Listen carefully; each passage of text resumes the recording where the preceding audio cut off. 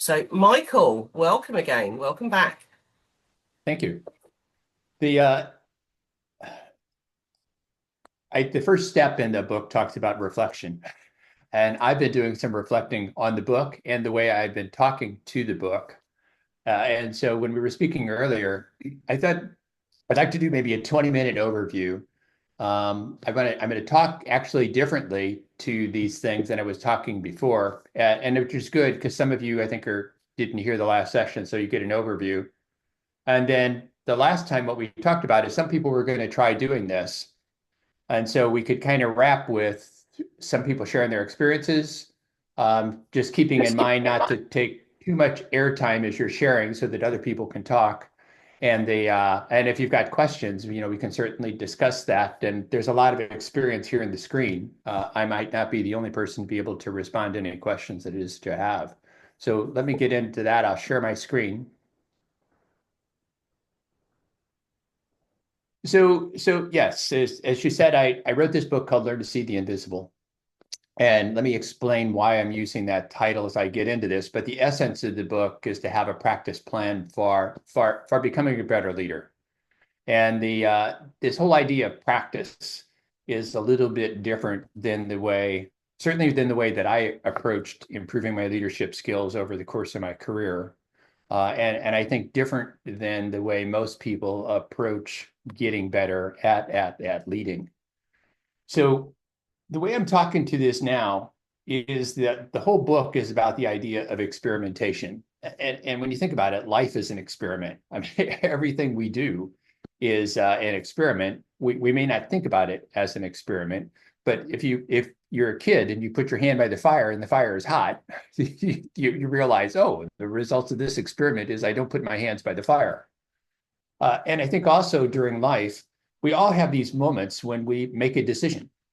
And some of those decisions that we make will send our life in a completely different direction than where we thought we were going to go prior to making that. And think about it. How you met the person that you chose to marry or to be your significant other, or maybe you decided not to do that. Or you took a class in college that unexpectedly reshaped your future, where you were going, or maybe a time that you said yes to taking a risky new job or a risky new assignment, and learning came from that.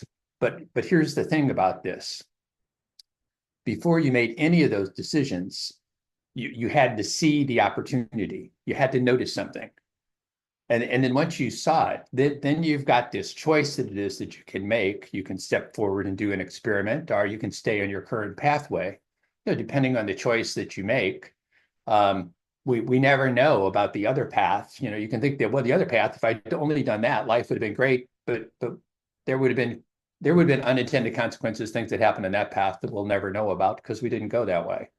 But still, we're making a conscious decision here as we do this. And so what I'd like for you to think about as we're doing this talk and hopefully afterward is our intentions are good. I mean, everybody leads in the way that they think is the best way for them to be leading. We do what it is that we think is right. But the question is, what if the way that you lead today blinds you to something crucial, something that's there in the darkness that we can't see, a conversation that you're avoiding, a team member or a boss that you're underestimating, a pattern of behavior in the way that it is that you lead. And so the question is, if you could see something that's currently invisible, might that change the way you lead? Might that impact the work that it is that you do? So the premise of the book, and I think I did share this in the last time we spoke, but our assumptions and beliefs, they create blind spots. And the second one is that we don't always focus with clear intention to improve the way that it is that we lead. And I'll talk more about both of those things. I did share this story previously, so I'll do a short version of it. But recently, I was observing a leadership team to do a Gemba walk. It's a very good leadership team doing very good things to improve within their organization. And they said, well, the purpose of this Gemba walk is to show people we care. But when they did it, they didn't talk to one operator. There was no feedback loop. they really didn't have any feedback to match against that intention they had of showing people that we care. There was no real hard way to measure that because what they were looking at is in their previous walk, they'd found, I don't know, 13 items that needed to be addressed. They checked to see that those 13 items were taken care of at the beginning of the walk. And then they had another list, 10 or 12 items at the end of the walk. And so when they were all done, and we're talking about what took place, um, I I asked them, if your purpose is to show people that you care, what results would you expect to see? If our intention is that, what results would we expect to see?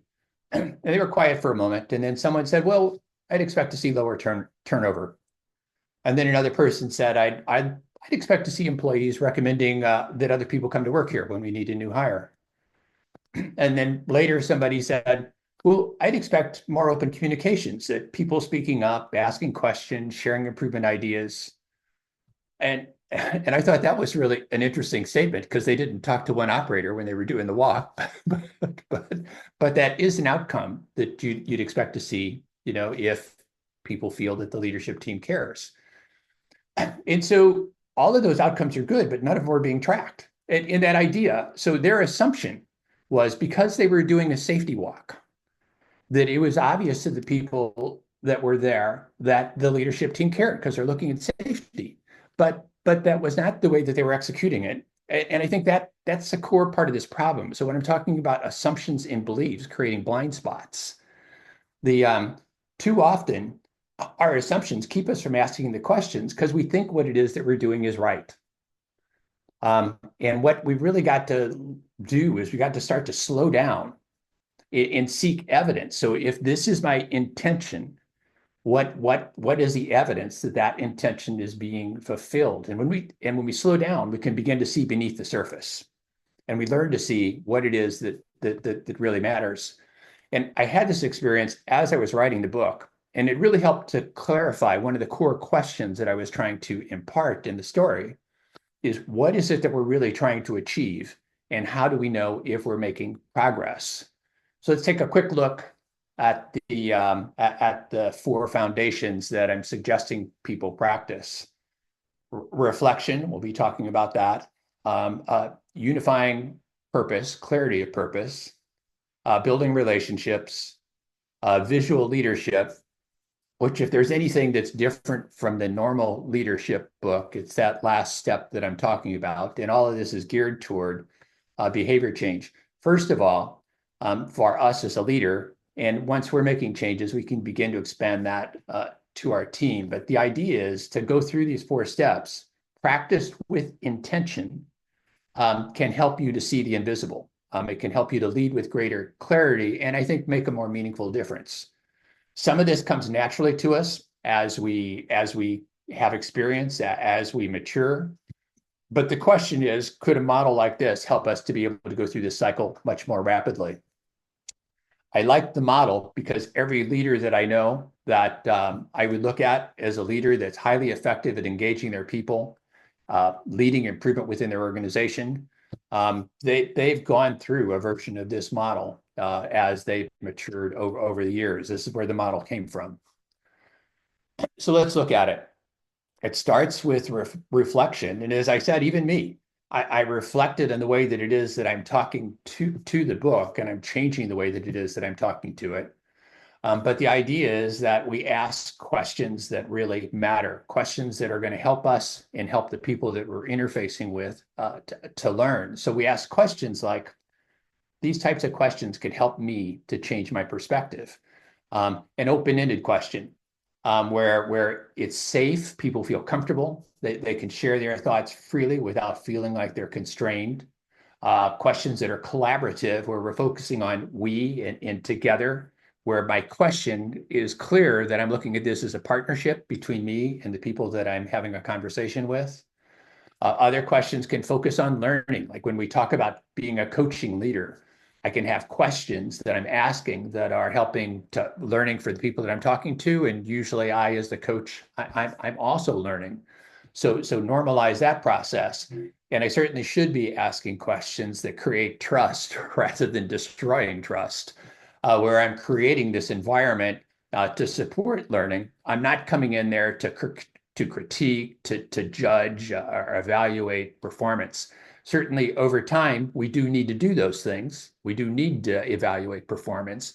But when I'm in this sphere here of where I'm trying to learn, I'm trying to create this environment, it's important that as I'm trying to change my perspective and learning to see things tomorrow that I don't see today, that I'm asking questions that go along these lines.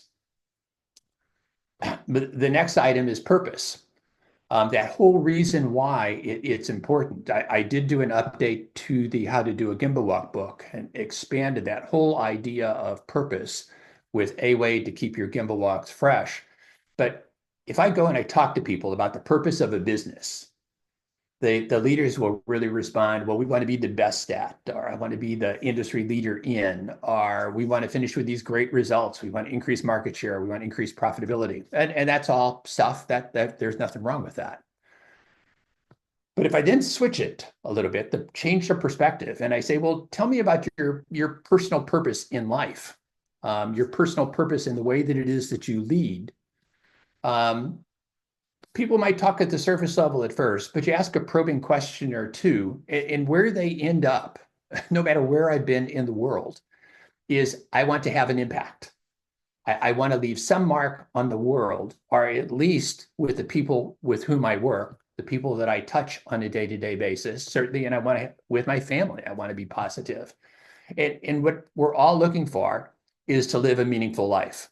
Is there evidence of the things that it is that I'm doing fit with this idea of, yeah, I am making a difference by the fact that I'm here in the world and I'm doing my little piece to advance that.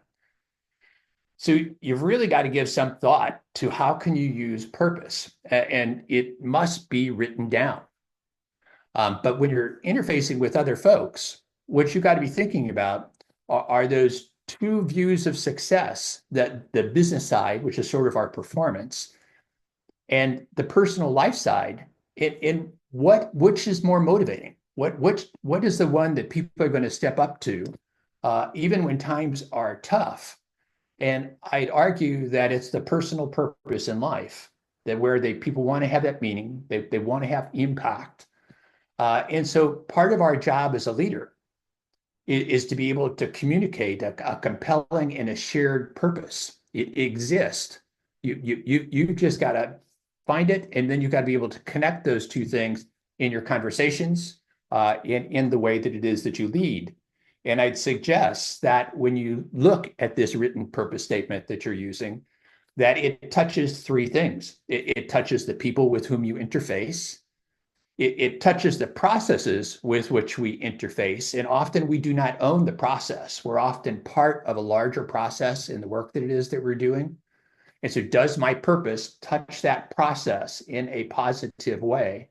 And then the business side, it is, are we performing the way that it is we need to be performing? Are we doing what it is that we need to be doing to survive and ultimately to prosper?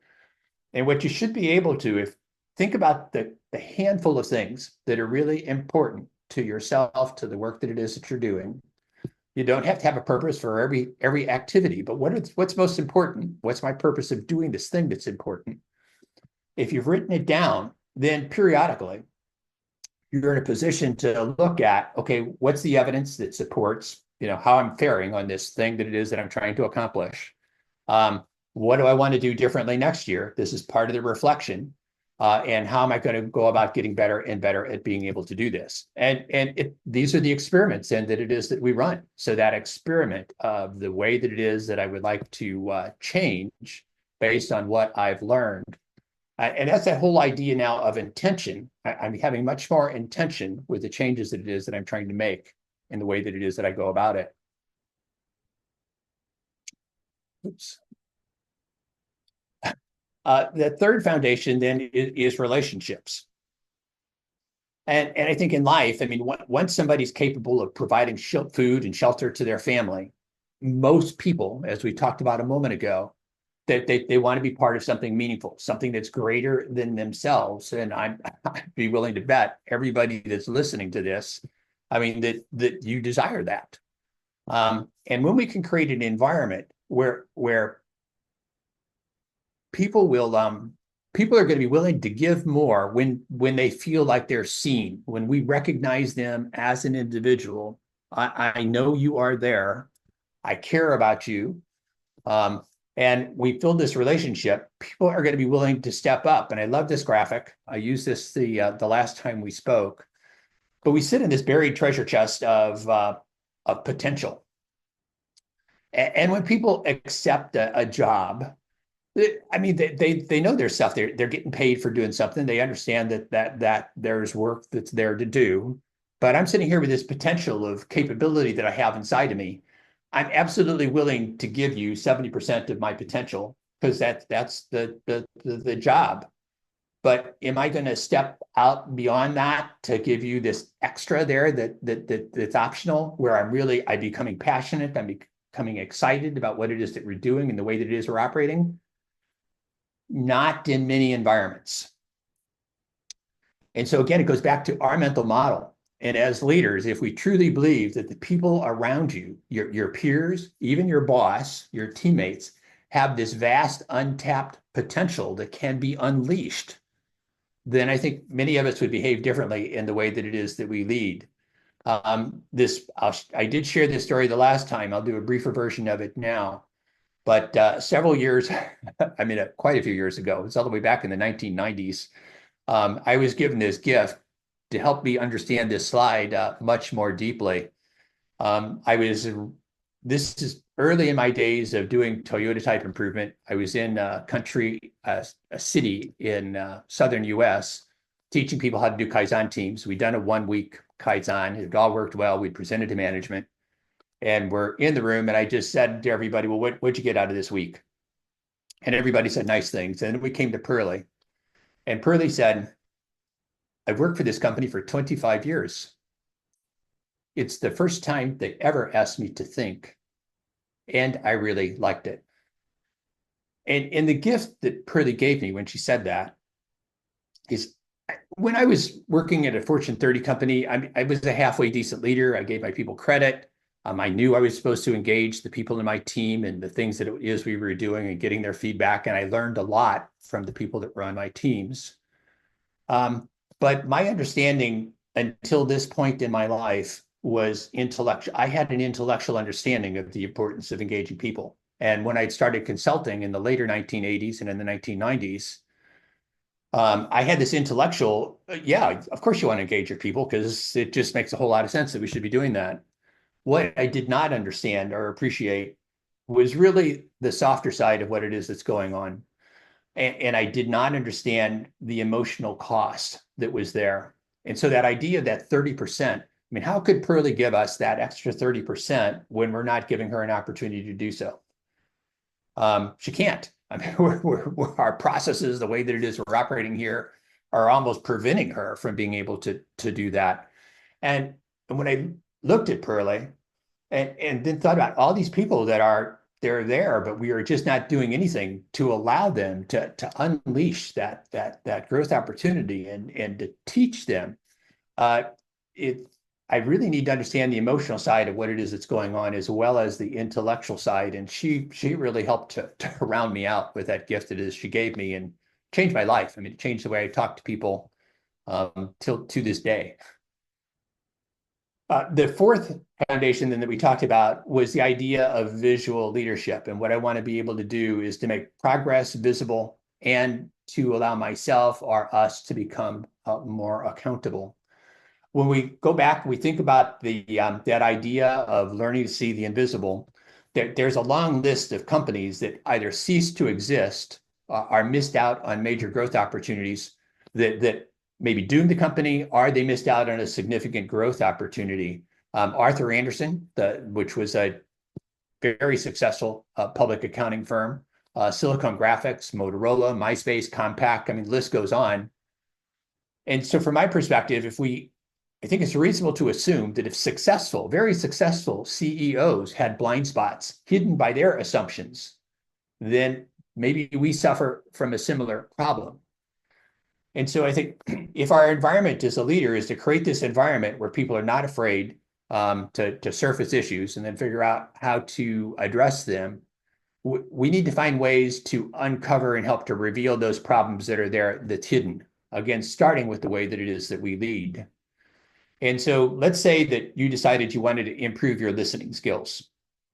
And as you're talking to your team, you say, well, what I mean by improving my listening skills is I want to have more patience. I want to ask better questions. I want to be less judgmental. Um, then what sort of a visual might you post and in your office, outside your office door or outside your cubicle, wherever it is that you're at? What could you post that might be able to measure the success of this new behavior? And from a purpose perspective, I'm saying my purpose is to so that I'm not inhibiting what my team is trying to accomplish in any way, and we're able to get our jobs done more effectively. It's my purpose that I ultimately want to be able to accomplish. You could put up a simple graphic like this. So what is it that we did well? Or what is it that I did well? What did I do that's kind of a mix relative to that judgment, relative to asking better questions? And what did I do that you think needs better work? And I could use colored Post-its, or I could have colored pens where people are putting check marks. And once a week, my team members, they put up their Post-its, they do their check marks. And when we do our huddle meeting the following Monday, when we start, part of that meeting with my team would be a discussion over, Michael, what am I doing to change behavior? And if I had this sort of a scoring, I might say, well, on Tuesday, somebody thought that I really blew it. Are you willing to share, what it was that transpired on Tuesday to help me learn? And if I've created this environment where people don't feel they're going to be punished, somebody steps forward and say, well, Michael, yeah, there was this thing that happened, and then you did this thing here, and there's learning then that can take place. So learning for me, and in having that sort of an interaction with my team, I'm moving us toward that environment that we want to create, where people are willing to be more open, to willing to discuss what it is that's going on. So it's an iterative progression that it is that we're going through as we try to do this. The other thing that you might want to think about doing, actually, I suggest that you do. It would be cool if everybody that's listening to this would try this. So keep a journal, just your own personal journal. You don't have to share this publicly. And you're keeping this for your own personal reflection. And then some of the stuff you might want to have some discussion with other people. But let's say that this whole idea of listening, leading more effectively, whatever, that during the week, or I'm sorry, at the end of every day, I'm going to write down 1 to 3 powerful questions that I ask that day. So in my journal on Monday, wow, I asked a really good question that was here in the morning, and I did a pretty good one in the afternoon. Just capture, 1 to 3 of them. There's no magic number. Don't do a laundry list. Don't do more than 3. And let's say that you had a problem with interruptions. And so at the day's end, mark down every time you wanted to interrupt, but you chose not to. And even better, if you tallied both. And so when did I interrupt? And how many times did I not interrupt? And just keep a track of that. Just little bitty check marks on a thing. And decide I get I did it. I interrupted 3 times, but I didn't interrupt 7 times during the day when I really wanted to.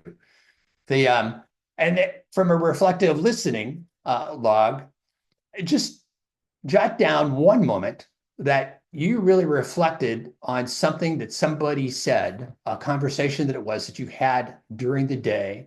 You reflected on their words, and then in the conversation with your discussion, you could tell that you really did capture what it was that they were feeling accurately. That you learned something from that conversation. Just make a note of it. That something like that might not happen every day, but it should happen a couple times during the week. And then team feedback. If you're in these regular meetings, if I don't want to do this, I'm not bold enough yet to do this with my entire team. Is there a trusted advisor, trusted person that I could talk to ask them to observe me as I'm doing these things, and just have them giving me feedback as I'm going along trying to do this? And what would really be cool is if everybody that's here would try this for 30 days. And if you don't get an insight after doing this for 30 days, you can write back to me. My email address is the end here. And you can say, Michael, this was a total waste of time. I tried this thing you're doing and it absolutely didn't work. Or if you did get something out of it, then perhaps you can share with me something that it was that you learned as a result of doing this. And so I'm challenging everybody here to commit to try to do this reflection type thing. You don't have to do 4 of them.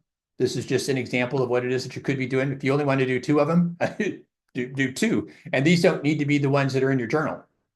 It's simply an example of a way that it is that you could approach this.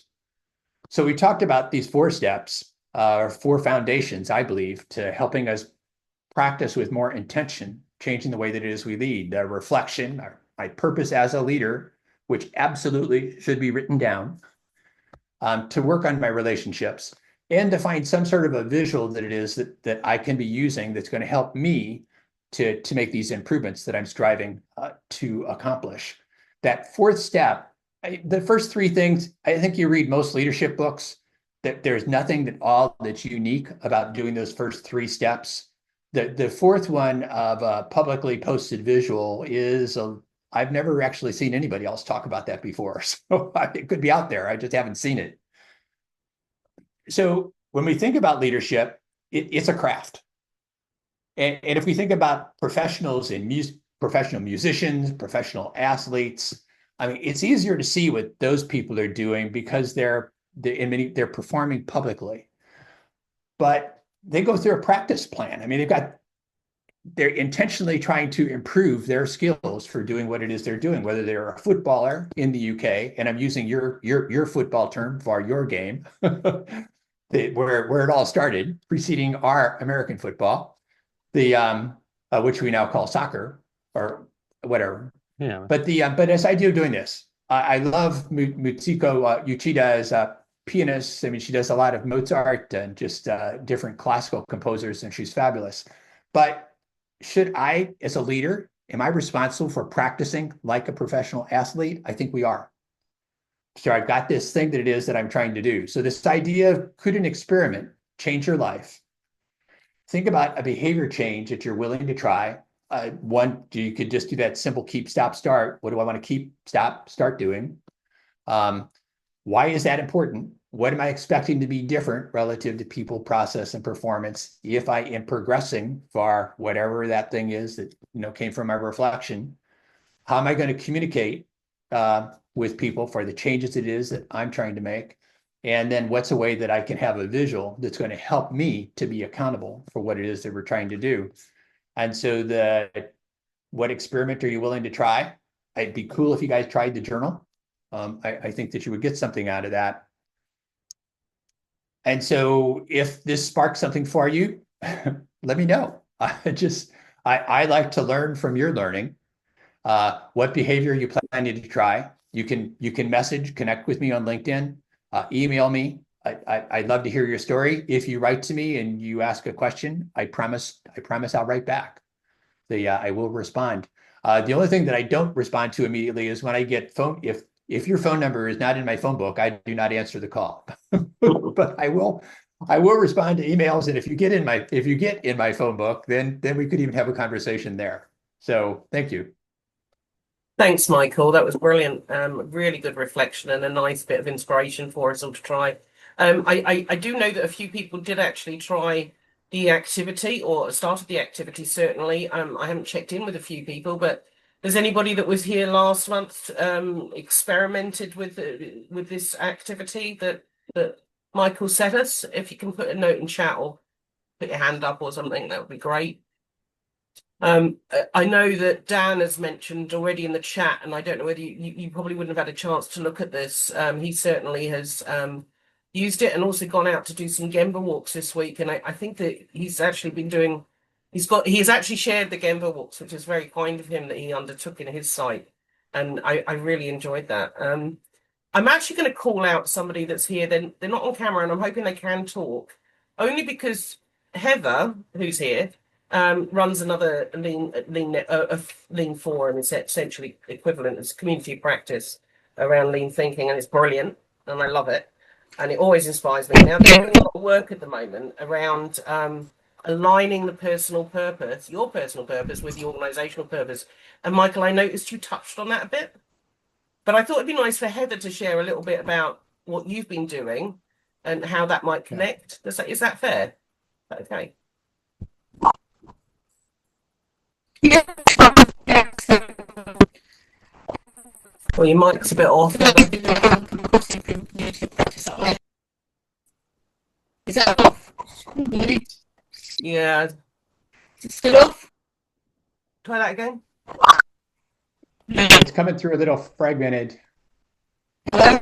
It's, Hello? Right, let me move the mic down a bit. Hang on. You get bandwidth issues, so it might be that. No, it's not working, Heather. I'll have to talk for you and tell them all about it, which I'll get all wrong, and then you'll have to correct the chat. Okay. So some of the stuff that Heather's been covering is Katie Anderson's book that we've been through once before in another of our Shingo forums. So some of it had come from that, but there's a really great exercise, and I'm pretty sure Heather won't mind sharing it as well, that you can undertake to draw a picture of your own purpose and then see where the gaps potentially are between your company purpose and your own personal one. So I'm going to see if Heather doesn't mind if we share that with you all. But has anybody else got any good questions for Michael? Or thoughts? it doesn't have to be a good question, just a question. Question, yeah.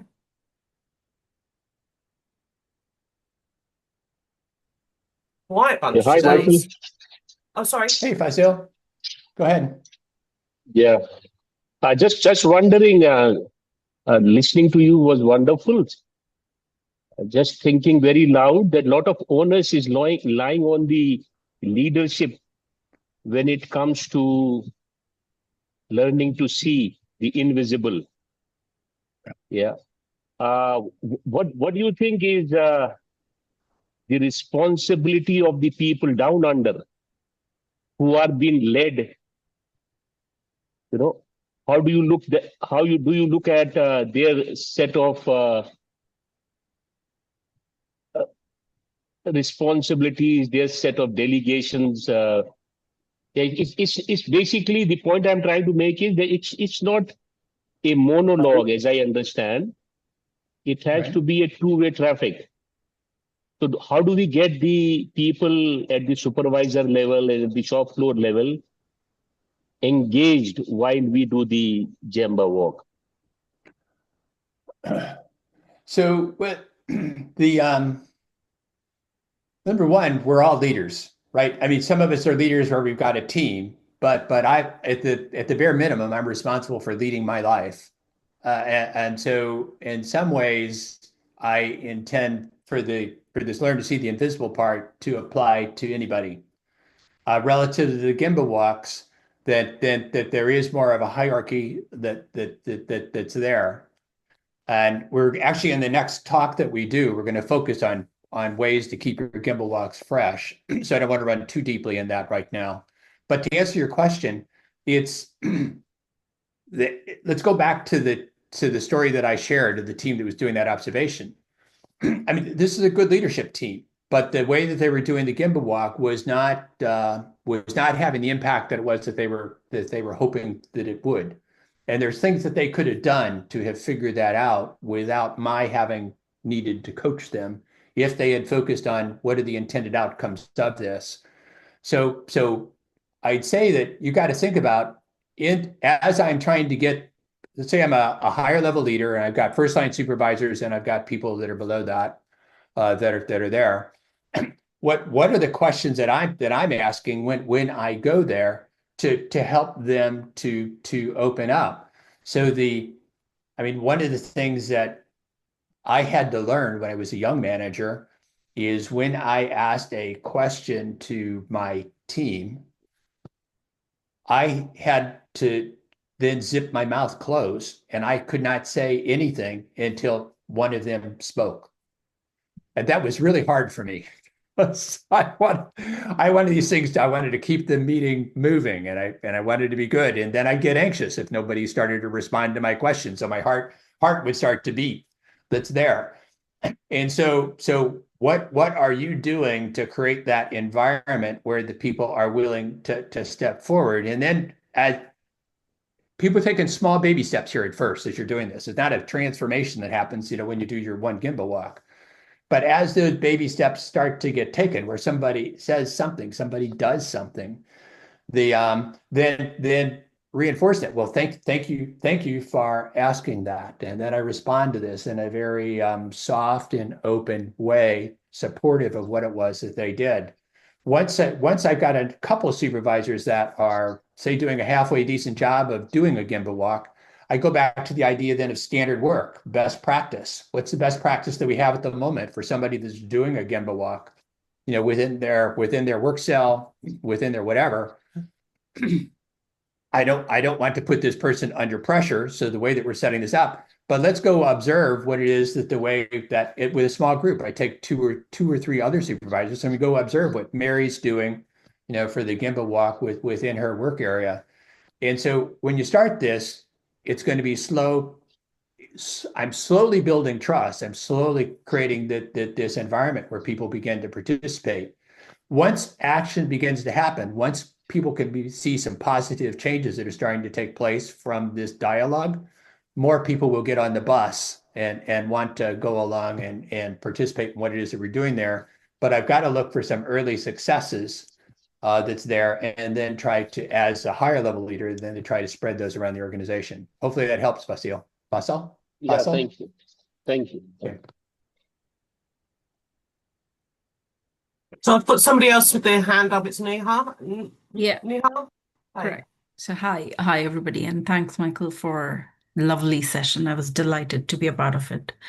The follow-up question that I have, as Fazil mentioned, is it about the safety walk versus the Gamba walk? So when we are saying safety walk, is it like I really want you to elaborate on that, because is it something like a biasness that we look into at that very moment? Because we all have been young leaders, and as you rightly said, that the situation, the real time, is something that, sometimes there are the business requirements, the dynamics are such that we got to go with the safety walk, because that's very moment is like a 30 minutes or 60 minutes. We have to like a deal kind of a way with it.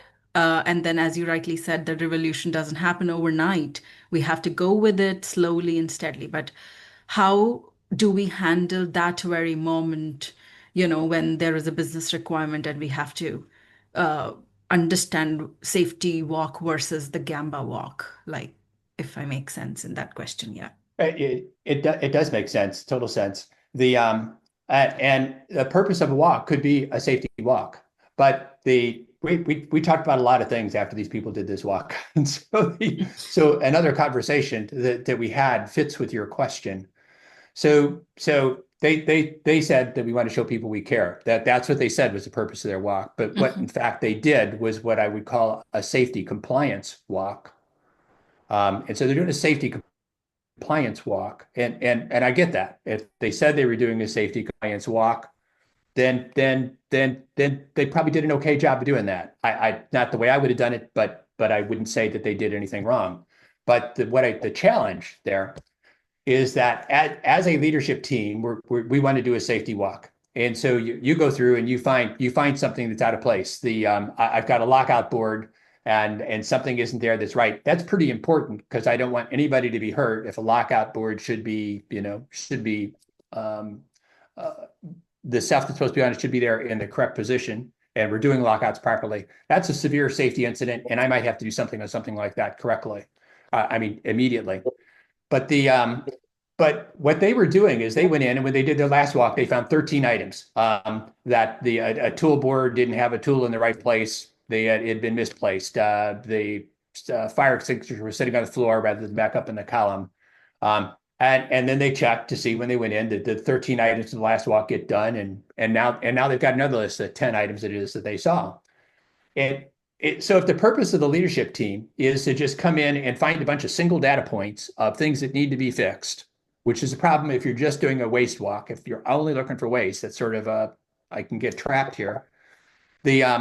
Well, I mean, that's okay. But as a leadership team, what I would say your responsibility should be is if you see that there is something that's unsafe, it's not the way that it's supposed to be. Your responsibility as a leadership team is yes, I saw this data point. Yes, we need to do something about that data point, but that's not my purpose.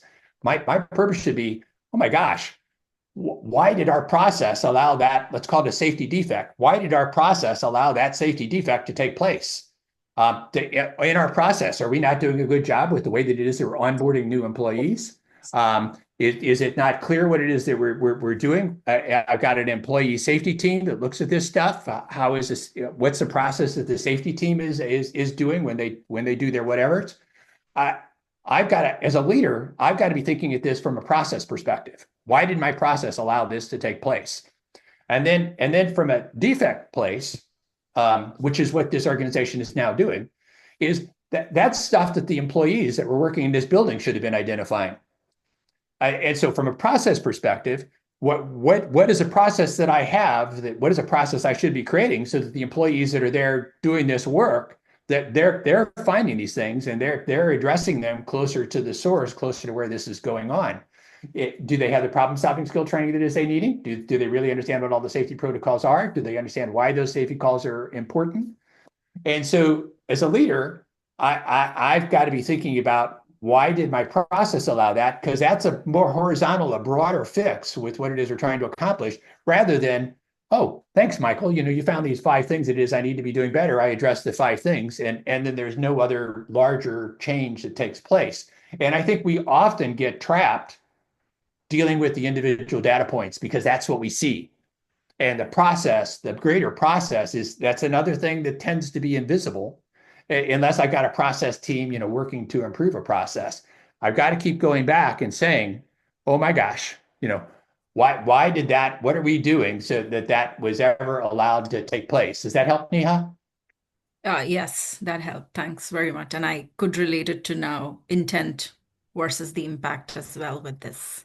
Mhm. So we have to have the right intent as well. So thanks for the It, clarification. Appreciate it. it is so easy for us to get trapped with the individual data points because they're Yeah. staring us in the face and they need to be addressed. There's no question that they need to be addressed. But there's an endless world of those things. And the only leverage I get, so often organizations I've seen over the years, they try to do improvements, and as time goes by, the improvement slips away. And then they say, well, that's because those people are resisting change. My experience has been, of course, there is some resistance to change, but more often than not, there's so much variation in the darn process that overwhelms the change that we made, because we just made a change, right here, but there's all this other stuff that's going on, and people got to do all of that other stuff. And so the change that we tried to make slips away. And so often when organizations are trying to do these transformations and going through, and I got all this improvement stuff that is happening, I'm not focusing enough on stabilizing my processes, so that I'm decreasing the overall variation that's there. And the changes it is we're trying to do the transformation keep getting wiped out by all this other crazy stuff that it was that we weren't looking at. And so the mental model there, when I'm going through and I'm doing I'm going to do this big lean thing, is I really should be focusing initially, not the only thing, but I really should be focusing on moving us toward process stability so that the variations become easier to see. And it took me a long time to learn that. I did not know that for the first 15 years that I was doing this sort of work. Thanks.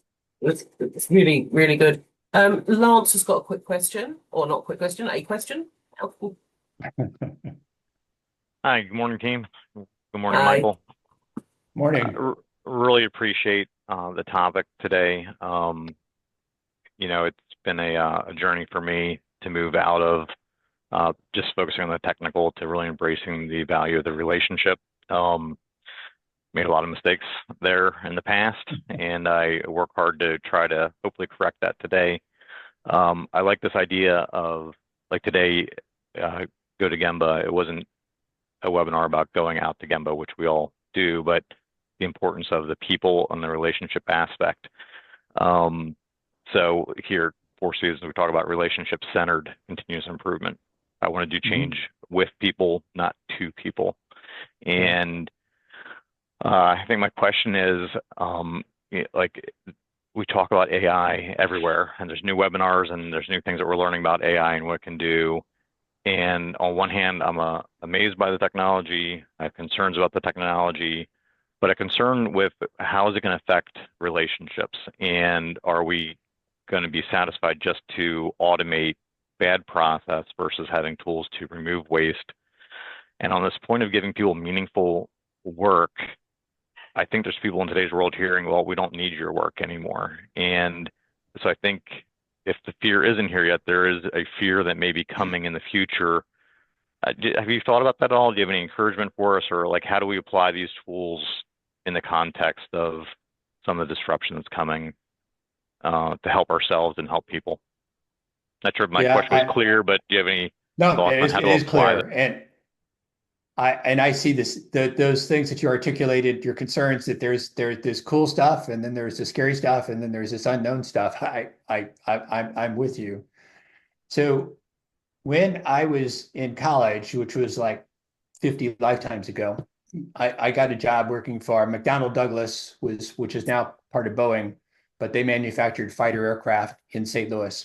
And I managed while I was going to college full time to get a job working for McDonnell Douglas in the early days of the computer revolution. There was something called the IBM System 360, and one of the first massive computer systems. And McDonnell was one of the first organizations to have this whole system that was there.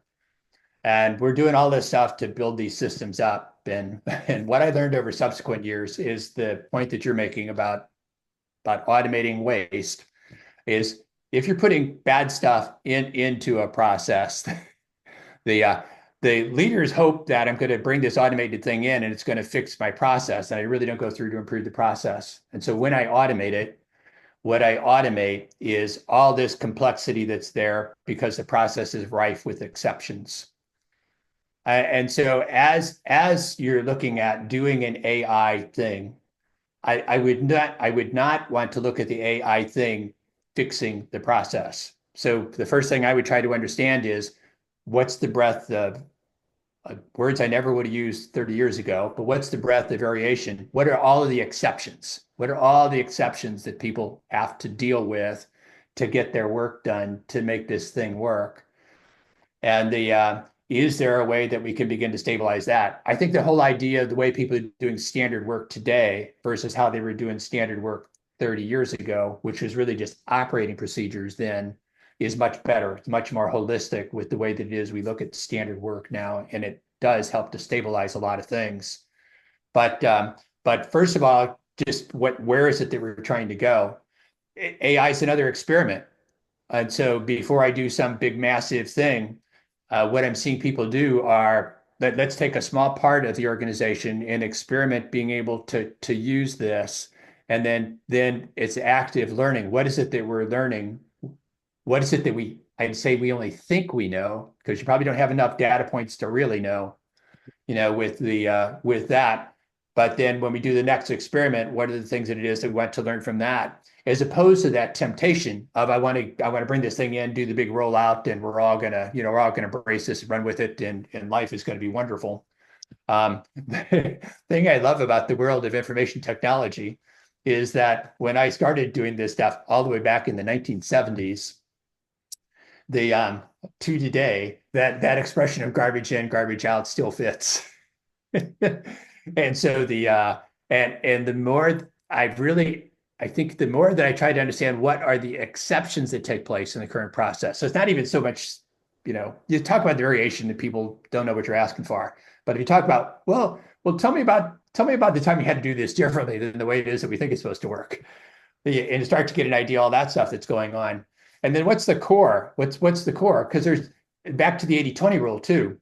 What's 80% of what it is that we're doing versus that 20% that's weird. I'm sorry, rephrase that. 80-20. What's the 20% that's the real value adding thing of what it is we're doing? Because typically, I don't know about you, Lance, but typically 20% of the products we make are 80% of our profitability. That's very, very normal. And so all of that stuff beyond the 20% is sort of exceptions. I'm not saying you don't need to be doing them. You probably don't need to be doing some of them. But so what can I do for the core that's there? And so just try to figure out ways to approach that in bite-sized pieces. Does that help? I mean, it's a big question, and I'm still figuring it out too. I've been playing a lot with AI.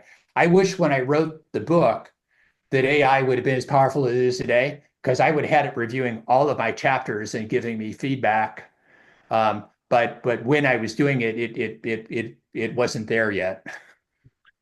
Definitely helpful. My concern is what happened as we're making progress on the relationship front and this new technology is arriving. I think my concern is how do we not get too enamored by the tech, as important as it is, and lose the progress, the relationship that we've been making, and the additional relationship progress that we need as this is happening. So any encouragement there? Well, it's what's our commitment, and what's the business willing and able to commit to in terms of ongoing employment, so that if your job activity gets displaced by AI, are we going to retrain you to be able to do something else, or at least give you an opportunity to be retrained to do something else? They've got to make a choice as to whether they want to do that or not. That they're making a decision, but are we giving them an opportunity? And it depends on how much flexibility you've got within the business. But what are you willing to commit to as an organizational leader to the folks that are there? And then this whole idea that this is a learning experience. We're all trying to learn. I'm not imposing this. We're doing this from a learning perspective. I love going through. You're in an HR department, and HRs are always writing all of this stuff. I mean, getting feedback on the stuff that it is that we're writing. I mean, that's simple things that it is that I can be doing to start to get more comfortable with the technology, and learn from it. So I'm seeing a lot of people doing that, and I'm using it for that sort of thing in my own personal work. But the more transparent we can be with why do we think this AI? It's back to the purpose. What's our purpose of bringing AI into the organization? Why do we think that's important? How am I going to test the validity of that purpose as we try rolling this stuff out? And then what am I doing to create that environment with the people that are being impacted by it to be open and give me feedback with what it is that's happening so we can prove it. And at the beginning, there's going to be some people that are resisting it, and they're giving you feedback out of fear. And so that's going to be, I mean, that's part of any big change thing that it is that we do, no matter what it is, right? And so going through and thinking about the classic stuff, but clarity on why we're doing this, why do we think it's important, why do we want to learn from it, how are we going to approach this, and then what am I going to do to make certain that you're not harmed by it, and then we learn as we start to use this. I think the best organizations, well, I can't say that.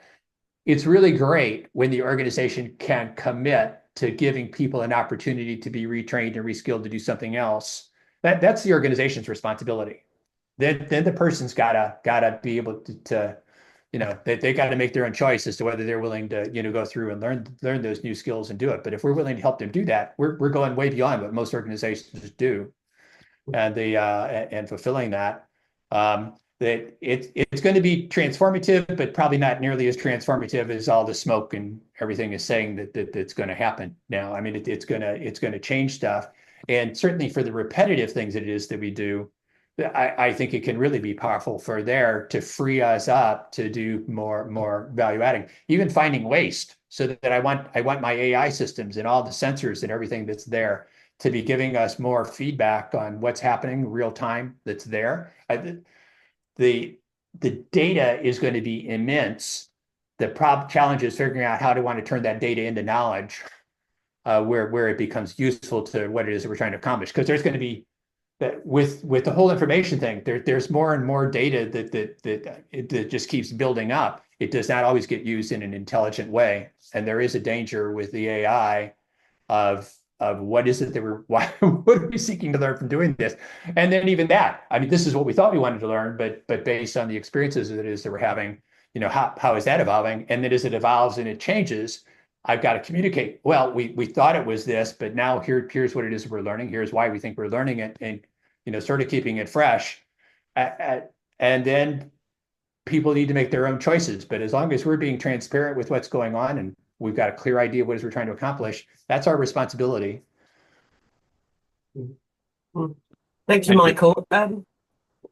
Really appreciate that. Now, we are actually out of time today, but there was one question. But what I might do is if I send it to you, Michael, and you could give us a bit of a reflection, we can then circulate the question and the answer with the video that we will circulate shortly. Well, not shortly, by tomorrow. So we'll send it around with a link to the recording. And I know these are quite popular, so we will put those up on our website as well. Michael, brilliant. Again, inspirational. I love having you on the Lean Forum. I think you bring so many great insights from your years of experience, and actually challenge us to do things differently and do better in the upcoming weeks and months as we change, as we adapt our leadership styles. We can always improve, is my big belief, and I think that's why everyone's here. So thank you so much. Let me ask you guys feedback before the rest of everybody leaves. For those of you that heard me do this thing the last time and heard me do that talk today, was this a much better way to talk about it? If people could give me some feedback on that, I would really appreciate it, because I think this is a better way to be talking to it. I think I was using too much of a logical approach previously, and I'm trying to get more, I don't know, in and the softer side with talking about why we're doing this, I guess. So I'd appreciate the feedback. If you heard both versions, what was better and why do you think it was better? Sure, So thanks, everybody. Sure it is. All the best. Thanks. I've got to catch a flight to Seattle so we can go babysit our grandson. So I've got to cut out. But take care. That's okay, Michael. We'll see you next time. Thank you so much. You bet. Bye-bye. See you very soon. Speak to you soon. Take care.